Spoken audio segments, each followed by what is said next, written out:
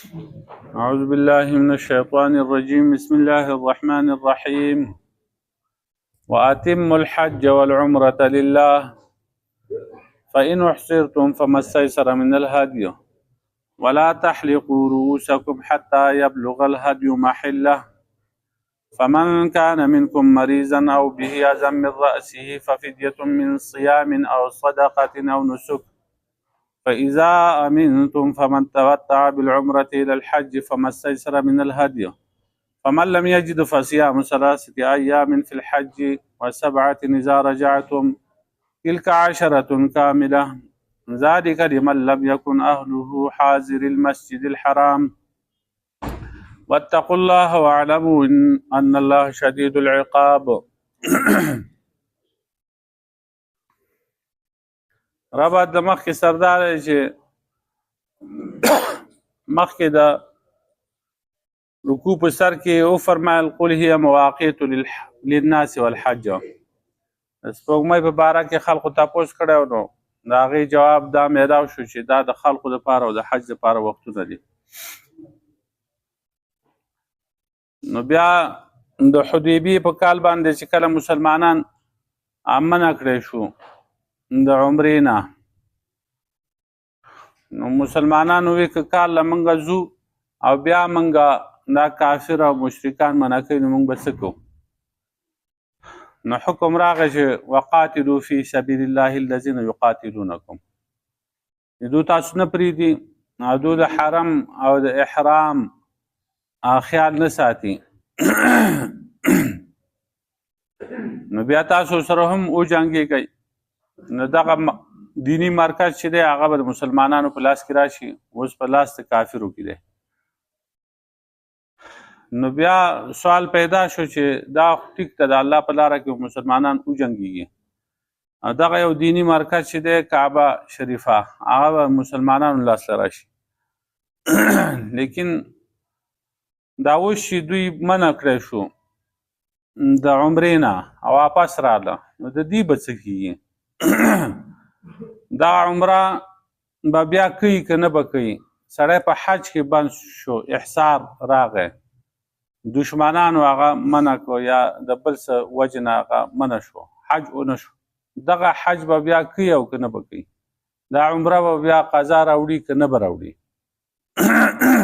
نو د هغې په باره کې وفرمایل چې واتم الحج والعمرة لله، پوره کوي حج او عمره د الله دپاره حج او عمره د الله د رضا دپاره پوره کوي. کوم چې تاسو عمل شروع کړل د حج او د عمرې او هغه نیمګړی پاتې شو، نیمګړی مه پرېږدئ، دا پوره کوي، سر ته بیا ورسوئ، د دې قضا راوړئ. یو مطلب دا دی، او بل مطلب دا هم دی چې حج او عمره مکمل کوئ، اتمام د حج او د عمرې کوئ د الله د رضا لپاره. د کور نه چې وځئ نو د حج او د عمرې په نیت باندې وځئ نو مکمل ثواب به تاسو ته میلاویږي. بعضې خلک داسې چې هغه لاړ شي مثلا سعودي ته د بل کار دپاره د مزدورۍ دپاره لاړ شي بیا ویاسي هم راغلی ما نو راشه حج به وکړو عمره به وکړو، دا ټیک ده، حج او عمره د هغه کېږي،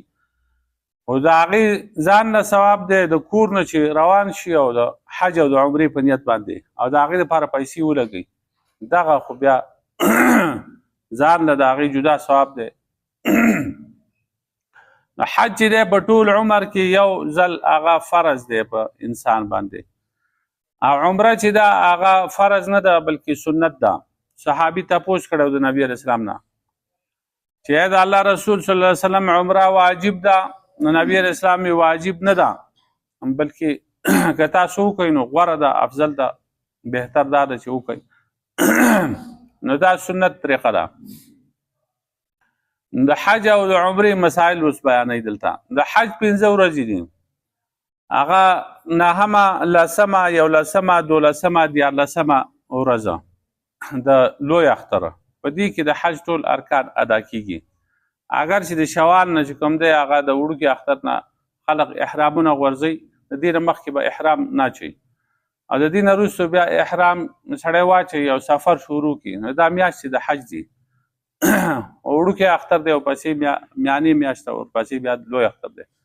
خو کوم افعال چې ادا کیږي د هغې کارونه د حج هغه دغه 15 ورځو کې ادا کیږي. نو په دغه ورځو کې عمره چې دا مکروهه ده، په دې 15 ورځو کې به عمره نه کوي، ځکه چې حج چې هلته سړی ورسېده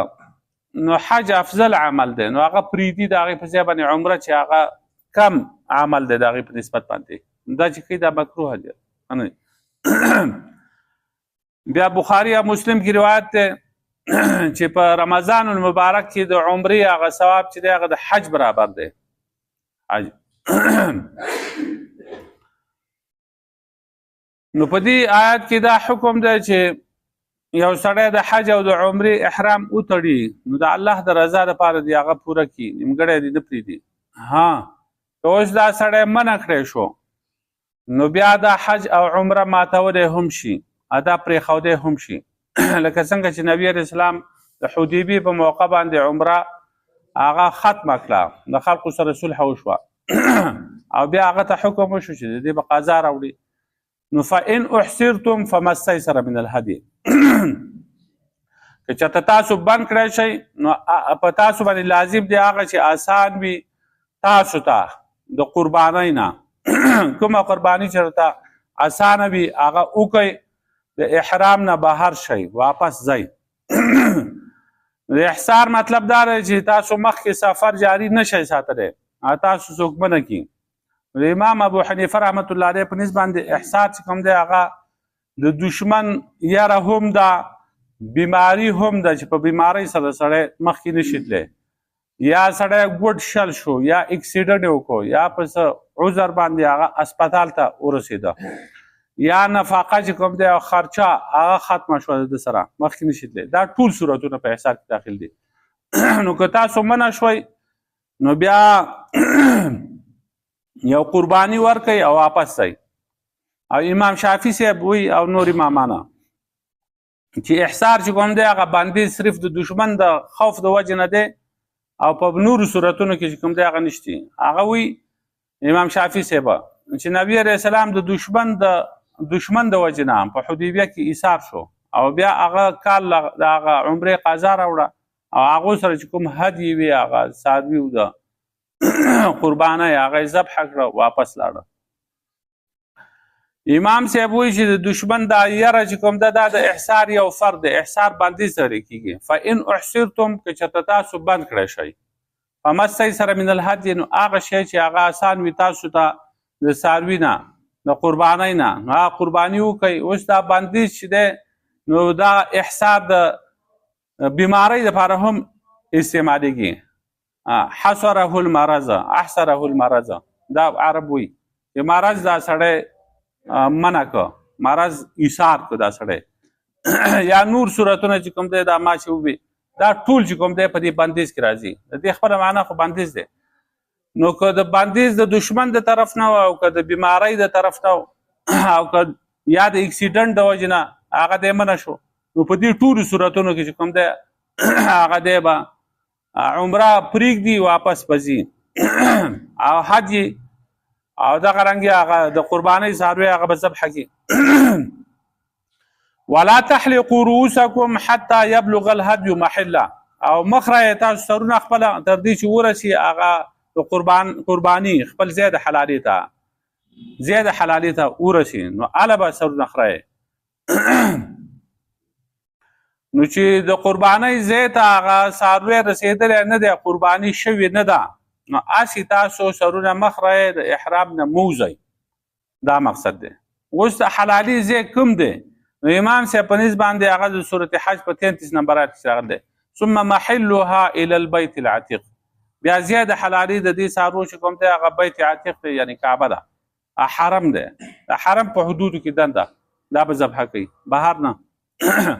امام شافعي صاحب وایي چې نه، کوم ځای کې چې دا خلق منع کړی شو هلته دې هغه څاروی ذبحه کړي او بیا دې واپس ځي. هغه وایي چې شپږم کال د هجرت چې نبی علیه السلام صحابه کرام په حدیبیه کې منع کړی شو نو بس هلته هغو قرباني وکړه او بیا واپس راغله. امام صاحب وایي چې دا حدیبیه چې کوم دی دا د حرم سره متصل ځای دی او یو حدیث کې راغلی چې نبی علیه السلام چې کوم دی هغه په حرم کې و په حرم کې و نو دوی چې قرباني کړې ده نو د حرم په حدودو کې دنده کړه د حدیبیې څه حصه چې کوم دی هغه بهر ده او څه چې کوم دی هغه دغه ته نږدې ده بالکل دی حرم ته نو دوی بیا په دې حرم کې دنده ذبحه کړه نو د دې وجې نه نو اوس که یو سړی هلته رسېدی شو په حرم کې ذبحه کولی شو هلته دې اوس نه شو رسېدی نو بیا به بل چاله پیسې ورکړي او هغه ته به ووایي چې زما طرف نه به ته ذبحه وکړي هغه ته به ووایي چې ته په دغه ټایم باندې په دغه ورځ باندې ذبحه وکړي او ټایم به ورته مقرر کړي چې هغه به ووایي یاره زه به په فلانۍ ورځ باندې د ګل په ورځ باندې څاروی واخلم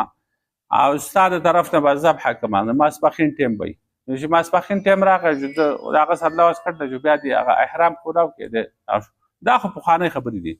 اوس خو موبایل دي نو په موبایل باندې خبر زر رسي که نه هغه ته به وایي چې ما ته به بیا واپس کار وکړي چې تا ذبحه وکړه که ونه کړه نو هغه به ورته کار وکړي چې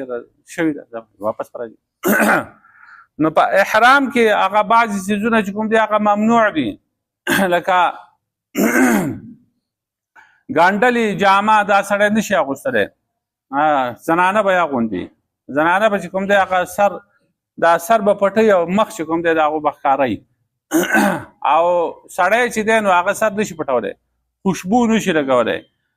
ویښته نشي کنډو کولی او دغه شانتې نوکونه دا هم چې کوم دی هغه نشي پرې کولی اوس که ځان ګروي او د هغې سره ویښته دغه شو اتاو شو نو په دې باندې هم دم دی یو کم از کم په یو ویښته باندې یو لپه پله به ورکوي او دغه سر خریلی نشي د بیبي سر نشي میلاویدی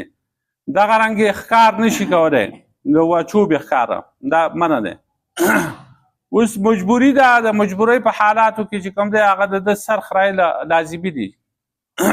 نو فمن کان منکم مریضا پس څوک چې وي ستاسو نه مریض بیماري او به اعظم من راسه یا په ده باندې څه تکلیف وي د سر د طرف نه چې سر زخمي شوی دی هغه خریل غواړي یا په هغې کې سپږې شوي دي یا ډېر زیات چې کوم دی هغه خیرن شوی دی خارښت دی پرې نو د هغې د وجې نه چې کوم دی ففدیة من صیام او صدقة او نسک نه نو سر دې وخورئ او په ده باندې فدیه ده د روژې نه او یا صدقه ده او یا چې کوم دی قرباني ده نو دا فدیه ده د هغې روژې صدقه قرباني او په دې دریو څیزونو کې ده لره اختیار دی هر یو کار چې کوي روژې څو دي نو روژې درې دي درې روژې به نسي که سر یې وخورئ نو درې روژې به نسي او که صدقه ورکوي نو شپږو مسکینان له نیم نیم اوږې یعنې دوه کیلو غنم به ورکوي نو شپږو مسکینان له چې کوم دی 12 کیلو غنم شو جدا جدا دا به ورکوي یا به بیزا ګډه دغه به چې کوم دی قرباني کړي کعب بن عجره رضی الله تعالی عنه هغه لګیاو کټوۍ په اور باندې ایښې وه اور یې پوکه هغه په دې کې نبي علیه السلام په یو طرف باندې راغی دی ولیده نو د ده چې کوم دی هغه سپږې کته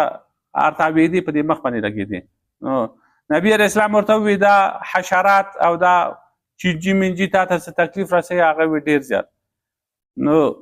وایي زه په احرام کې مې د الله رسول صلی الله علیه وسلم نبي علیه السلام ورته وفرمایل چې سر وخوریا او بیا دغه کارونه وکړه وی ګډه حلال کړه نو هغه زما سره د ګډه او د دې د ذبحې خو څه شی نشته نو بیا نبي علیه السلام دغه کار وکړه شپږو مسکینانو له څه ورکړه یا 3 روژې ونیسه او بیا سبا له خو ټول مسلمانان چې هغه بیا منع کړی شو د دغه نه په حدیبیې ته چې ورسېدو بیا مشرکان راغلل نه به ځئ بیت الله شریف ته واپس راغلل په دې کې دا یوه خبره ده چې عمره کې خو دغه نشتي دا څاروی ذبحه کوله او قرباني په حج افراد کې نشتي چې صرف یوازې حج کوي عمره ورسره نه وي دا د هغه خلقو دپاره ده چې په مکه کې دنده وي یا میقات کې دنده چې کوم دی نږدې کسانه هغو چې حج کوي نو هغو به یوازې حج کوي عمره ورسره نه وي ځکه د عمرې موقع خو هغو سره ډېرې دي حج تمتع حج قرانه په دې کې قرباني شته. حج تمتع دا د دې نه سړی ځي احرام د عمرې وتړي، بیا چې عمره وکړي دا احرام پرانځي او بیا چې کوم دی په اتمه باندې بیا په اومه په اتمه د لوی اختره بیا احرام وتړي او حج وکړي. نو د چې کوم دی په دې یو سفر کې دوه کارونه وکړو، هم عمره او هم حج. نو د شکر په طور باندې چې کوم دی د باندې قرباني ده. او دریم چې کوم دی حج قران دی، هغه دا دی چې سړی د دې نه ځي او هم د دقه ځای نه احرام وتړي، هم د عمرې او هم د حج. دا احرام بیا نشو کولی او دا ټولو کې ګران دی او د دې ثواب هم زیات دی. نبی علیه السلام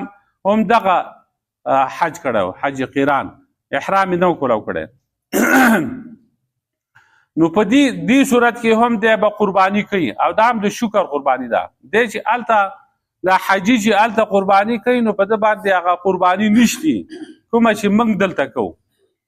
دلته خو دا سړی مقیم دی قرباني کوي، هلته مسافر دی په هغه باندې هغه قرباني نشتي، دی خو د هغه شکر قرباني کوي، هغه قرباني ده. نو په عمره کې قرباني نشته او په حج افراد کې هم قرباني نشته. نو نبی علیه السلام چې کوم دی چې دا اوښان ځان سره بولي وو، دغه رنګې صحابه کرامو سره څاروي وو، هغه بیا ذبحه کړه او سر یې وخوری او بیا واپس روان شو. دا ولې عمره کې خو دا نشته، دا ولې؟ نو دا ځکه چې نبی علیه السلام چې کوم دی هغه ته خطره وه،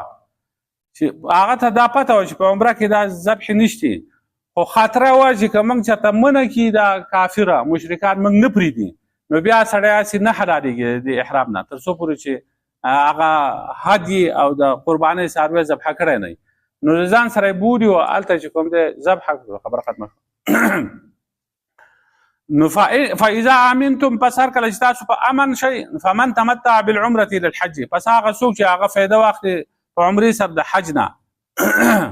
نو فما استيسر من الهدي، نو هغه چې آسان وي دته د قربانۍ نه، نو دا دم شکر د قرباني هغه به وکړي چې څوک فایده واخلي په عمرې سره حج ته، یعنی حج تمتع وکړي. نو حج تمتع یو دغه اصطلاحي دی، یو لغوي دی. لغوي چې کوم دی هغه فایده اخیستل دي د عمرې نه په حج باندې. نو دې کې بیا دواړه شامل دي، حج تمتع هم حج قران هم. اصطلاحي حج تمتع دا دی چې احرام په کولاو کې د عمرې او بیا احرام وتړي او حج وکړي، او قران هغه چې احرام نه کولاوي هم عمره وکړي او هم په دغه احرام کې حج وکړي، دغه قران دی. نو اوس دغه مسله فما استيسر من الهدي، نو چې چاته څه شی اساني د قربانۍ نه نو هغه دې وکړي. فمن لم یجد، نو که نه مومي دی هغه قربانۍ څاروی نشته یا د ده سره پیسې نشته، فصیام ثلاثه ایام فی الحج، نو روژه ده د 3 ورځو په ایامو د حج کې، 3 ورځې هلته به روژه ونیسي. وما اتمه نهمه یا شپږمه وما اتمه دا به ونیسي. لسمه چې کوم دی هغه بیا منه ده، لسمه روژه به نه نیسي. وسبعه اذا رجعتما، او و چې کوم دی چې کله تاسو واپس شئ، و روژې چې کله واپس شئ نو بیا که هلته په حرم کې ایثار یې هلته یې نیسي نو هم ټیک ده امام صاحب په نس باندې. که په لاره بیا نیسي واپس راځي او په لارې نیسي هم ټیک ده. که واپس دلته کور ته راغی او کور کې یې نیولي دا و روژې نو هم ټیک دي. خو که چېرته دغه 3 روژې د هغه نه پاتې شوې هلته یې ونه نیولې، دا اومه اتمه نهمه دا یې ونه نیولې، نو بیا د نورو ته هم ضرورت نشته، دا و به هم بیا نه نیسي. د دې په ځای باندې به بیا هغه دم ورکوي، یو ګډه ویزا چې کوم دی هغه به ولیږي حرم ته. بس خبره ختمه. تلک 10 کامله، دا 10 روژې دي مکمله. ذلک لمن لم یکن اهله حاضر المسجد الحرام، خو دا حکم د تمتع او د قربانۍ دا هغه چا دپاره دی چې د هغه اهل او کډه حاضر نه وي مسجد حرام ته، د مسجد حرام په خوا کې نه وي یا میقات کې دنده نه وي. نو هغه سړی چې کوم دی هغه افاقي د بهر نه چې کوم کسان داخل دي، لکه د هندوستان، پاکستان او د افغانستان او دې علاقو نه لاړ شي نو هغه حج تمتع حج قران کولی شي. کوم چې هلته دي نو هغو ته خو عمره کول څه مشکل نه دي، نو هغو دپاره حج افراد دی، هغه صرف حج کوي په هغه ورځو کې، عمره به نه کوي. واتقوا الله ويرجع الله نه، واعلموا پوه شئ ان الله شدید العقاب، چې یقینا الله پاک سخت عذاب والا دی. واتموا الحج والعمره لله، او پوره کوي حج او عمره د الله دپاره. فإن احصرتم، که چېرته تاسو منع کړی شوئ فما استیسر من الهدي نو په تاسو لازم دی هغه شی چې آسان دی تاسو ته د قربانۍ نه. ولا تحلقوا رؤوسکم او مخ رایې تاسو خپل سرونه حتی یبلغ الهدي محله تر دې چې ورسي هغه قربانۍ څاروی خپل ځای د حلالۍ ته. فمن كان منکم مریضا پس هغه څوک چې ستاسو نه بیماري او به اعظم من راسه یا په هغه باندې تکلیف د سر د طرف نه ففدیه من صیام نو په هغه باندې فدیه ده د روژې او صدقه یا صدقه ده او نسک یا قربانی ده. فاذا امنتم پس هر کله تاسو په امن شوي فمن تمتع بالعمره للحج پس هغه څوک چې هغه فایده واخلي په عمرې سره حج ته فما استيسر من الهدي نو کوم چې آسان وي دته د قربانۍ نه هغه به وکړي. فمن لم یجد پس هغه څوک چې نه مومي دا قرباني فصيام 3 ایام فی الحج نو بیا روژې دي 3 په حج کې. و7 اذا رجعتم او چې کله تاسو واپس شئ تلک 10 کامله دا لس روژې شوي پوره. ذلک لمن لم یکن اهله حاضر المسجد الحرام دا حکم دا چا دپاره دی چې نه وي د هغه کډه او کور حاضر مسجد حرام ته. واتقوا الله ويرجع الله واعلموا ان الله شديد العقاب چې الله پاک سخت عذاب ورده.